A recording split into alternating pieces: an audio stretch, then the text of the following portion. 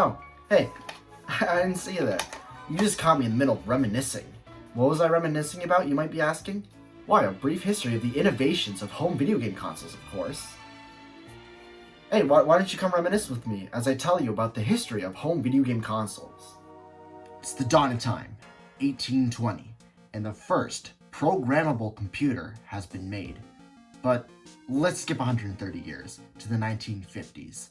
The first video games were on mainframe computers at the time, which eventually, down the line, led to arcade machines and games like Computer Space.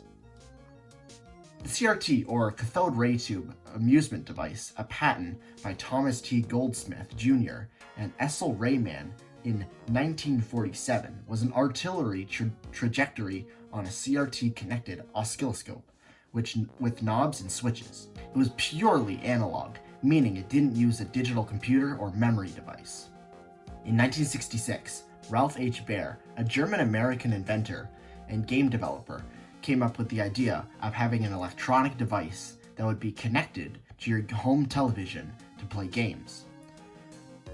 With Sanders Associates' permission, Ralph had invented the prototype to his device to the TV machine called the Brown Box. The Brown Box was only able to play a very limited amount of games, including table tennis and a simple light gun game. Sanders Association patented the unit and licensed the patents to Magnavox, an American electronics company, which later the game system became the Magnavox Odyssey, the very first home video game console. This leads us into the first generation of game consoles from 1972 to 1980. We would see two other consoles other than the Odyssey, the Atari Pong and the Coleco Telstar series. In 1976 to 1992, in the second generation, the home console market got a surge of many new consoles, going from 3 to 5. In this generation, we got the Fairchild Channel F, the Atari 2600, and the Magnavox Odyssey II, the Intellivision, and finally, the ColecoVision. In 1982, the re-release of the Atari 2600 game E.T., the Extraterrestrial, had led to a distaste and fall in the gaming market due to the oversaturation of the gaming market at the time and the extremely tight deadline Howard Scott Warshaw, the designer of the game, had while making it, which led to the game having severe low quality, confusing, and boring gameplay. E.T. sort of single-handedly killed the gaming market there for a while. Right until then, at the time, 94-year-old Toys Arcade Games and other miscellaneous businesses company, Nintendo, came into the picture with their very first video game home console, referring to it not as a game console, but as an entertainment system, and in Japan, a family computer. That leads us right into the third generation of video game consoles. From 1983 to 2003, the third generation of consoles gave us the first time Nintendo and Sega came into the home console industry, with the Nintendo Entertainment System and the Sega Master System. Also, our old friend Atari is back again, with the Atari 7800, getting us back to a solid 3 companies like the first generation, a pattern we'll definitely see for the future generations.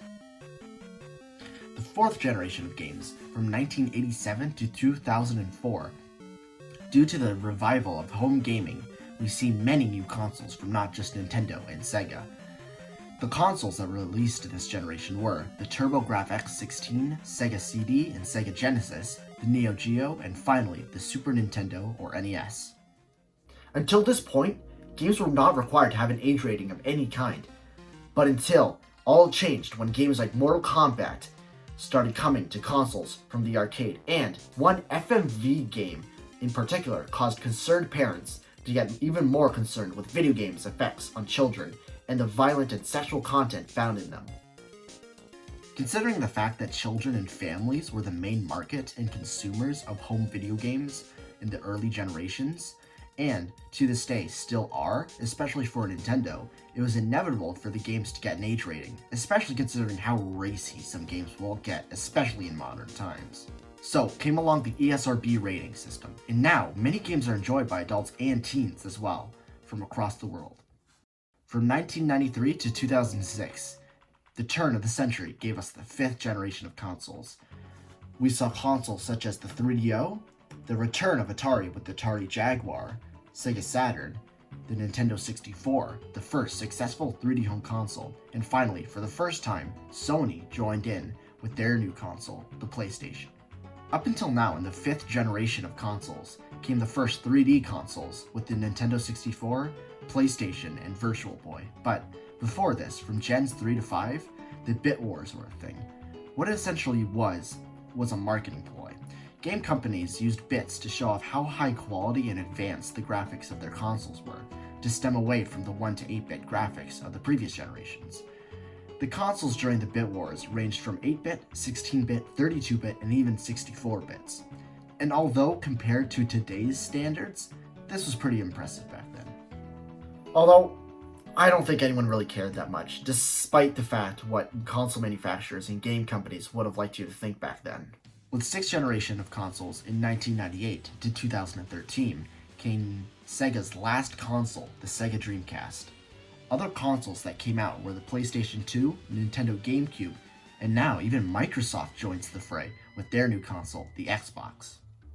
The PlayStation 2 would end up becoming, to this day, the world's best-selling video game console, with Nintendo DS and Switch closely following suit in later years.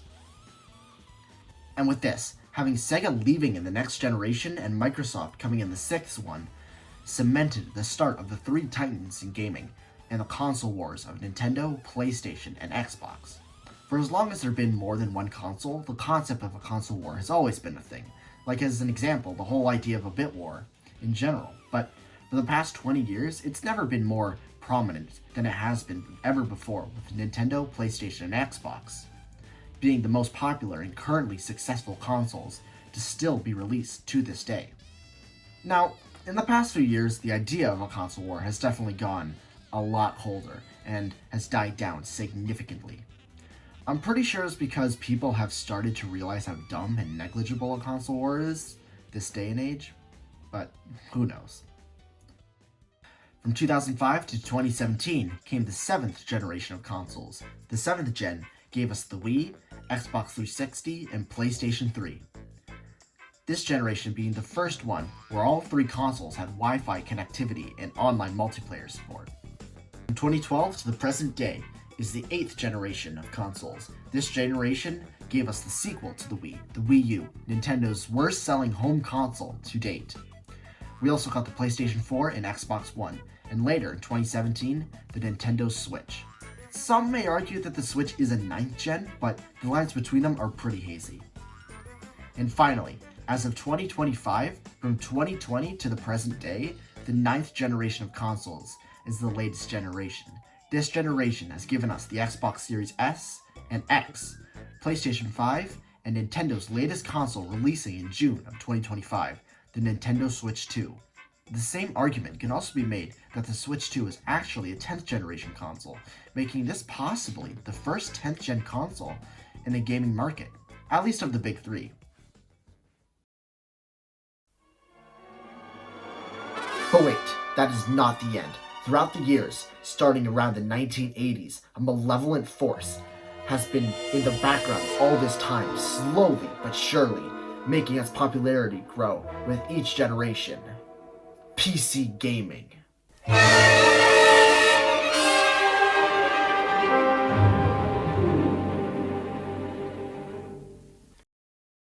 The rise of PC gaming in the past few generations has had a big impact on the home console market, considering how accessible and popular PC gaming has become in the past few years. More and more people are preferring to play on computer rather than a home console. And even with console-exclusive games, limitations are broken with how easy it is to emulate some games. And even though I don't condone it all, piracy itself has seen a huge spike with PC gaming too. PC seems to be the way to go for most people now. And nowadays, more and more console-exclusive games are coming to PC, with the exceptions of Nintendo being one of the only main companies to remain exclusively exclusive. The last thing I want to reminisce about is the graphical quality of games throughout the years. With the start of the home console history, the displays were purely vector-based graphics displays over a CRT screen. FMV, or full motion video, came along around the second or third generation. What FMV is are pre-recorded scenes or animations rather than sprites, vectors, or 3D models, or mocap. 2D graphical pixels ranging from 8 to 16 to 32 bits. Almost all games until the 5th and 6th generation use 2D graphics for all their games. However, many games, especially indie titles, still like to use 8 to 32-bit graphics for their games, for ease of development and aesthetics. 3D graphics, first starting off with 64 bits, but now games use polygonals for their models. And since the first 3D games from the 5th generation, to this date, 3D has been the go-to, main medium for games. And as graphics keep getting better and better, going from 16-bit graphics to roughly 20,000 to 12 million polygons in a game, games have been starting to look really realistic, which is pretty cool. But is that okay? For games needing to look as realistic and soulless as possible? I don't know. I'm not focusing on the ethicalities here, just the history of home console games in general. Nothing more. Well, that was a pretty long reminisce. I hope you enjoyed taking a look back at the home video game console history, as I did.